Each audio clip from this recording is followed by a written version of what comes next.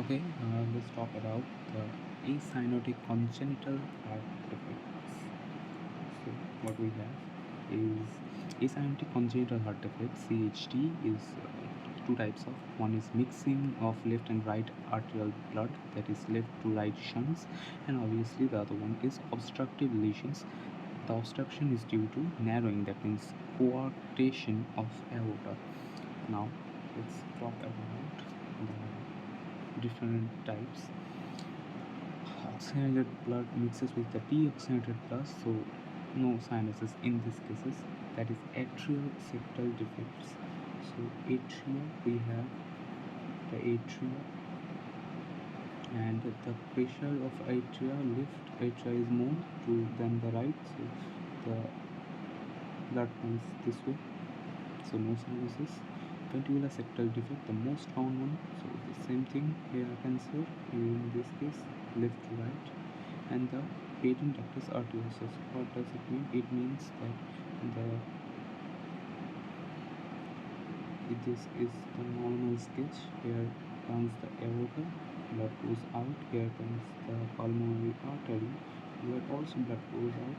But due to ductus arteriosus, from the aorta to the patent ductal pulmonary artery, blood comes again. The actual picture is like this. This is the arch of aorta with the three notches, and here comes the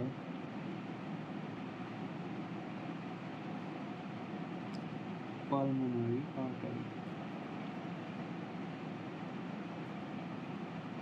So this is the pulmonary artery. Here is the connection between these two, and blood comes from this to this. This is the situation. Let's talk about the ventricular septal defects. It is the heart, it is the left atria, it is the left ventricle. Now, obviously, the most common one is perimembranous ventricular septal defect. So this is the most common part. What does it? What happens here? It is the defect in the upper membranous part of the interventricular septum. So it is the interventricular septum. Obviously, it is ventricular septal defects. It is most of the cases, and that is 90% cases. Above it, what is it? Here we have the aortic opening. So aortic outlet. It is the aorta out of this. So outlet or subarterial VSD, also known as doubly communicated VSD. It never closes by itself. It is also known as supracrystal VSD. It has the higher risk of aortic defect, that is most common in aortic regurgitation. Next comes in the muscle. In the muscle, we have muscular VSD, that is defect in the lower muscular part of interventricular septum. High rate of spontaneous closure, that means it closes by itself. In most of the muscular VSD cases, muscular VSD closes by itself. Next is Swiss cheese pattern. Swiss cheese pattern is Swiss cheese VSDs. It is a variant of muscular VSD with multiple defects. Now let's talk about the inlet VSD. So the inlet of left ventricle and artery is obviously the mitral valve. So it is a valve defect. Due to mitral valve defect, we have it never closes spontaneously, the inlet VSD. Now next comes the pathophysiology. So what happens in this case? So we have the ventricular septal defect. So the left ventricle has more pressure, and the turbulent blood flows comes in this. Because of this turbulent blood flow, we have seen a pan-systolic murmur, also known as Rogers murmur, also known as shunt murmur. It can be heard in the left parasternal, that is near the sternal area on the fourth intercostal space. It is also, so it has three names: Rogers murmur, pan-systolic murmur, and shunt murmur. Now, on the other hand, if in case of atrial septal defect, there is a flow or smooth flow. so there is no characteristic murmur can be heard. Okay. Whereas VSD we have a pansystolic murmur. Now also this, after this, due to this high blood flow, we have also another murmur, that is ejection systolic murmur through the pulmonary arteries. Okay, so pulmonary artery actually it goes like this, that one. Shunt murmur, diagnostic flow, and flow murmurs are not diagnostic. Obviously, we have flow murmur in this case as well. Now, this blood goes delayed diastolic murmur at mitral area due to high flow. Obviously, flow is going this way, both sides, so not so important. Okay, this part.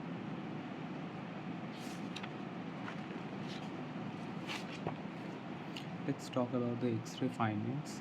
So if we see, this is the hard border. The normal border is around this level, but due to ventricular septal defect, the left ventricle actually goes downward and outward. Okay, so as it goes downward and outward, due to the cardiac amount of blood flow into the left ventricle increases overall. So enlargement of left ventricle. How it is increasing? Let's see once again. We have the blood here, comes here, both, and also this goes to the lungs, and more blood comes in this. So as a result, enlargement of left ventricle, it is goes out, downward and outward. Now what is how to measure it mathematically? So we have this length, that is, if it is the midline, we see this is A, this is B, actually the largest part. So here, as it is A, it is the largest, so it is B, and the largest part of thorax, that is C. Now the ratio, that is A plus B by C, is same. If it is more than 0.55, the normal value is 0.55 and infant is 0.6. If it is more than that, then obviously we have a cardiomegaly. Cardiomegaly means big heart. So CT ratio is seen high in VSD. Now what are the complications? The most important complication in this case is due to increased blood rate, we can see congestive heart failure. Okay, it happens. What happens here is more blood comes pulmonary artery, there is lungs, it gets congested, and we see infections in that congestion. Obviously, water and blood is there more, so more infection, and we see pneumonia. In case of congestive heart failure, then CCF develops in 10 weeks after the birth, after 10 weeks of birth. Okay, let's talk about this forceful flow. So it injures the wall. That's why in case of VSD, most common problem associated is high risk of infective endocarditis. That is most common infecting. The infection is Streptococcus viridis in case of children, whereas in case of adults, the infective endocarditis is due to Staphylococcus aureus. So these are three important facts. So the first complication, most important, is Streptococcus viridis infection, that is infective endocarditis. The other one is congestive cardiac failure, CCF. You can see congestion of lungs and causes pneumonia. Okay. Now let's talk about the late complication, that is after 5 to 10 years. We can see Eisenmenger syndrome. In Eisenmenger syndrome, what happens in normal VSD? Actually, VSD is not normal. In VSD, we can see that from left ventricle, the blood is going, and there is a high blood rate. Okay. So blood flow from the right ventricle is high. So blood flow is very high, like this. Now, due to this, the pulmonary artery, that is this pulmonary artery, goes into some changes due to high blood pressure. As becomes chronic, the RV, hypertrophy, can be seen. It gets hypertrophy. Now, due to hypertrophy, this has more blood pressure. Now, reverse thing occurs. So, from RV to from right ventricle to L, we can see reverse blood is flowing. As what happens? As this blood is actually this blood is not good, so this is deoxygenated blood going more, so we have deoxygenated blood along with the oxygenated blood, and we can see as it is going, we can see cyanosis and clubbing.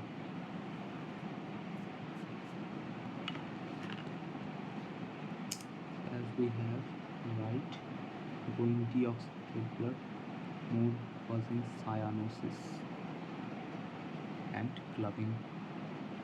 So what is the medical treatment? So the medical management is non-curative. We have deoxyfurosemide for CCF and supportive treatment, that is antibiotics for pneumonia. So digoxin in this case. Now what is the let's talk about this part a bit. What is the surgical management? It is the definitive management. In case of congestive heart failure, cardiac failure, we have, after supportive treatment, we can do surgery. If the pulmonary blood flow QP and systemic blood flow QS ratio is more than 2 than 1, so pulmonary blood flow, that means the right, this pulmonary blood flow that goes from the right ventricle to lungs is more than the systemic, that means from the left lung. In that case, we do surgery. Associated with valve defects, there is atrial regurgitation or subarterial VSD that never closes by itself, we do surgery. What we have the surgical options? We have the closure with patch repair, that is Dacron patch, and the other one is catheter based device, that is a occluder device. So where we don't do surgery. Surgery is contraindicated in ventricular septal defect along with Eisenmenger syndrome. In that case, as the irreversible changes occurred in the pulmonary artery, surgery won't help in anything, actually improve anything. Next comes atrial septal defects. We have two types of atrial septal defect that is written here. The atrial septa is made up of two bars, that is this one and the other one is this one. Okay, and this is the ventricle. Then now in this, the first one is called septum, upper one is septal secundum, the lower one is called septal primum. Septal secundum, if there is the defect with the hole, then we call it ostium secundum. Ostium means hole. Ostium secundum AST. Ostium secundum ASD is most common type of ASD, that means in the upper side. Whereas in the lower side hole, it is called ostium primum ASD. Ostium means holes, obviously. It is associated with the valve defect. We have both valve, but it is more associated with the mitral valve, that means the left valve. So mitral valve prolapse is also here the current conducts from this part, so conduction defect can be seen in ostium primum ASD. Now let's talk about the types. these are the two types. Ostium secundum ASD is the most common type of atrial septal defect. Next come ostium primum ASD. It is associated with valve defects, especially the mitral valve insufficiency or conduction defects due to the location. We have others as well, but the name is enough for them. That is coronary sinus ASD, also rare. We have sinus venosus ASD on the inferior vena cava. On the superior vena cava, we have sinus venosus ASD, another, that is superior vena cava type. All these are rare. So inferior vena cava, superior vena cava, we have sinus venosus ASDs, and coronary artery sinus ASD as well. Okay, let's now talk about the pathophysiology. In ASD, no characteristic murmur is heard, so the only flow murmur can be heard because this is a very slow flow, a smooth flow. There is no shunt murmurs, only flow murmurs can be heard. Now, because of this blood flow, obviously blood flow increases, so we have delayed diastolic murmurs as well. We have more blood flow here, we can heard ejection systolic murmurs, but all these are flow murmurs, so they are not characteristic. But we can see one thing that is characteristic, that is the delayed closure of pulmonary valve. Because there is more blood, so it takes more time, so the closure is delayed. And delayed P2, that means that we can see wide fixed splitting of S2. Normally what happens, the S2, that is A2 plus P2, in expiration, nishash, we can see it is all together, there is no split. But in case of inspiration, there is more blood flow comes in the right side. In the inspiration, more blood comes to the right due to vacuum effect. So as more blood comes here, more bloods go out here, so more blood return in the right atria, so in the right ventricle, the pulmonary artery, more blood comes, so delayed closure of P2 happens. In case of ASD, atrial septal defect, the right atria is always receiving more blood, so right ventricle always receives more blood, so more blood will go out of the body, so delayed P2 and split of S2. We can see the wide fixed splitting of S2 can be seen. This is a diagnostic part. Now let's talk about next part.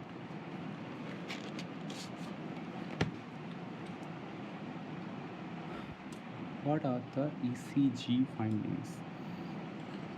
The ECG turned to determine the location of ASD. Okay, and by the ECG or echocardiogram, we can also see the difference between ostium secundum, and we can differentiate between ostium secundum and ostium primum. So ostium secundum, as the blood is going from the left to right, so we can obviously see a right axis deviation. Okay, blood is going from left to right, so right axis deviation can be seen. Whereas in ostium primum, we can see a left axis deviation opposite due to two things. One is that there is a mitral valve insufficiency. We have always told this is the box, this is the atria, this is the ventricle. In the ostium secundum, here is the defect, the blood makes this way and tilts the heart this way in ostium secundum. In ostium primum, we will have the defect in this part, and it is more associated with the mitral valve insufficiency, so it makes the blood more problematic and deviates this way, along with conduction defect in this part that causes left fascicular block. So the two defects are problematic, making the left axis deviation in the ECG of atrial septal defect. Now, what are the complications of atrial septal defect? It is the same as ventricular septal defect, that it causes irritation and infective endocarditis, as well as congestive cardiac failure and infections, pneumonia. That means after here it is the problem, here it is the problem. Ultimately, both of them are making infective endocarditis, recurrent pneumonia due to congestion, more blood, so congestive cardiac failure. Now, failure means what? The body is unable, unable, that means failing to pump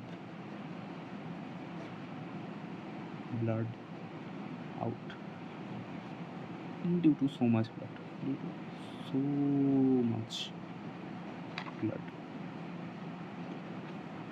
Now, what is happening in this case? In this case, we have the same things, but as it is a smooth flow, so it causes less harm. So the complications are shown under 20s and 30s, that means in our age, in the adults. Otherwise, as it is less harmful, we do elective surgical closure only in cases of ASD. Is in most of the cases, ASD closes spontaneously if it is small enough, but if it is big enough, it is big, so the size is more than 8 millimeter, we have to do surgery. If it doesn't close by itself, then we have to do surgery. That is in the 3 to 5 years, that means the age of Shinchan. If he has ASD and it doesn't close by itself in that age, we have to do the surgery. Whereas we can also do early surgical closure done before the school going age, that means done before the school entry, that is less than 4 years, in case of uncontrolled congestive cardiac failure, okay, or the QP by QS, that means pulmonary blood flow is more than twice. In that cases, we do the early surgery. What surgery? The same as VSD, that is patch closer and catheter based occluder devices. Now let's talk about patent ductus arteriosus, that is it happens due to, in case of congestive rubella, it happens more in preterm babies and more in females. Now, what happens? In this case, the aorta is via patent ductal.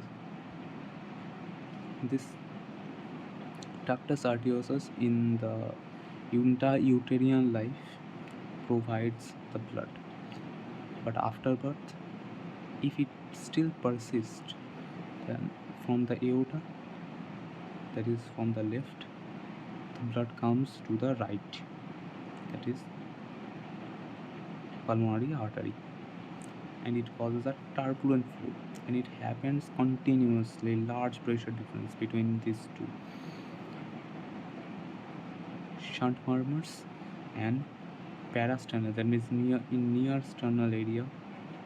On the second left intercostal space, that is Gibson's area, we can heard a loud continuous machinery murmur, very turbulent flow. That is what happens here. Loud continuous means it can be heard in both nishas and proshas, that is inspiration and expiration.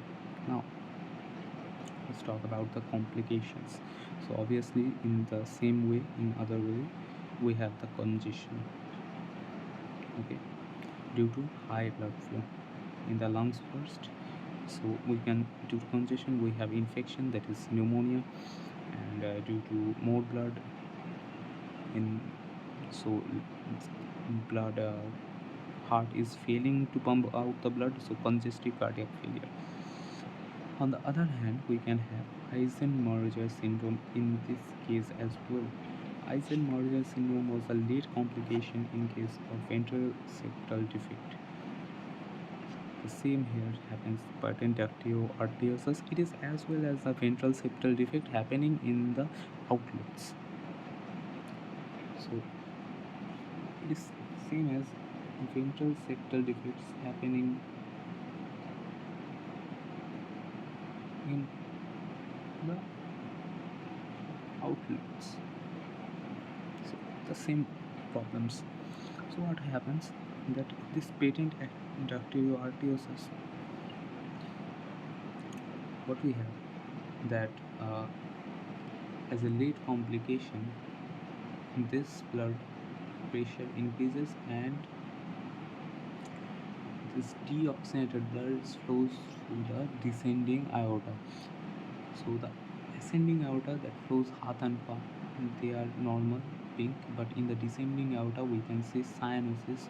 So there we have a black cyanosed legs. So differential cyanosis is seen in case of patent arteriosus, that is Eisenberg syndrome. Okay, it is not seen in ventricular septal defects. Next, what are the one extra note, that is other conditions where continuous murmur can be heard, that is AV malformation, Valsalva sinus rupture, that is aortic pulmonary window, and coarctation of aorta. That let's talk about the management. So what we have supportive management, that is in case of congestive heart failure we always give digoxin and furosemide, and for pneumonia we will give antibiotics. Now curative management only in case of preterm babies. What babies? Mostly female babies. So the choti bachchi, okay, we have choti bachchi, that is preterm babies, female babies, we give NSAIDs. Why? NSAIDs decrease the prostaglandin production, COX2 inhibitor simply. So prostaglandin helps in the ductus arteriosus is protected by prostaglandin. If prostaglandin is less, then the ductus arteriosus, that is patent ductus arteriosus, it will gone away. So NSAIDs will decrease prostaglandin production. We have two NSAIDs, that is ibuprofen and indomethacin. We use ibuprofen because it is less side effects. What are the side effects? We have nephrotoxicity or necrotizing enterocolitis. These are the side effects. As it is less, so we use ibuprofen orally. But we also have indomethacin, IV indomethacin. So what we will give in case of ibuprofen, if the choti bachchi, that is preterm female baby with patent arteriosus, is on totally breast milk, that is on totally the enteral feeding, we will give her oral ibuprofen. But if she is on partial enteral feeding or total parenteral feed, that means IV feeding, we'll give her indomethacin IV. Okay, next comes what are the surgical indications. If the preterm baby is not responding to these medications, what the management supportive, that is CCF, digoxin, antibiotics, and this ibuprofen or indomethacin if she is not responding to this, or if this medical management is contraindicated, in which cases if she is actively bleeding, if she has platelet less than 80,000 and serum creatine level is more than 1.8, in that cases we will give a surgical treatment. In cases of all term babies, male or female, we give surgical treatment. What are the techniques used? One is ligation and other one is percutaneous catheterization, that is simply using an occluder device or coils. Next is coarctation of aorta, that means narrowing of aorta. Where it is happening narrowing, it is in the arch of aorta and descending aorta. In this part is narrowing. Okay, so most common location is juxtaductal, that is near the ductal arteriosus. So what we have, based on the severity of narrowing, it is either near complete or complete narrowing, very uncommon. What happens, the baby after birth in shock, okay, severely restricted blood flow in shock unit. In case of partial ductal narrowing, it happen is seen in a big children, okay, older children. What happens, the upper body is receiving, that is, the upper body is receiving normal blood, so systemic blood is normal, but in the lower body it is receiving less blood. Due to less blood in the lower limbs, that means in the paw we can see claudication pain. That means after he starts to walk, he feels pain. That if he stops after, if the pain resolves, and if she starts to walk again, the pain comes back. Okay. Next we have very feeble femoral pulses and radiofemoral delay. Now, to compensate all these things, what happens? The blood flow of kidneys is also less, so renin releases, the RAS activation happens, and aldosterone, that is renin, angiotensin, aldosterone system, it activates. So aldosterone is increased, so hypertension can be seen. Okay, so in systemic blood flow, hypertension can be seen as well. Due to hypertension, hypertensive encephalopathy happens, that can be seen as seizures.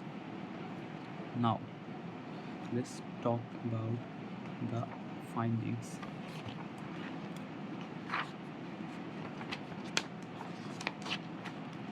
We have the compensatory changes. What happens, that in the older children, the formation of collaterals happens to blood diverted to intercostal arteries, that means on the rib cage. Okay, size of in these intercostal arteries, vein, arterial nerve, here blood flow increases, so blood it becomes more bigger, and on the chest x-ray we can see this pattern, that is inferior border of the rib is notched, so inferior rib notching can be seen. So inferior rib notching can be seen. Upper rib will be normal, the upper rib will be normal, but the inferior rib notching can be seen in this case.